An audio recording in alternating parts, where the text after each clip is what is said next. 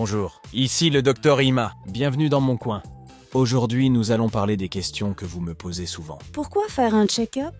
Un bilan de santé a pour but de diagnostiquer la maladie en l'absence de symptômes. Toute personne en bonne santé devrait se faire examiner régulièrement. Aujourd'hui, le diagnostic précoce a permis de prolonger la vie humaine. Il vaut mieux profiter des possibilités offertes par la médecine. À quelle fréquence dois-je faire un bilan de santé? Le bilan de santé dépend de l'âge et de l'état de santé actuel de la personne. Avant 40 ans, vous pouvez vous faire examiner tous les 2 ans. Après 40 ans, vous pouvez le faire tous les ans. Que dois-je faire avant de me rendre à un check-up? Avant un bilan de santé, un bref historique médical est établi afin que nous puissions demander des examens complémentaires à différents médecins. Vous devez boire beaucoup d'eau et porter des vêtements décontractés. Vous devez également avoir faim pour les analyses de sang, éviter le café, l'alcool et les glucides, et continuer à prendre vos médicaments quotidiens. Apportez vos anciens résultats d'analyse et rapports si vous en avez. Prenez avec vous les médicaments que vous utilisez ou les ordonnances. Combien de temps dure un bilan de santé?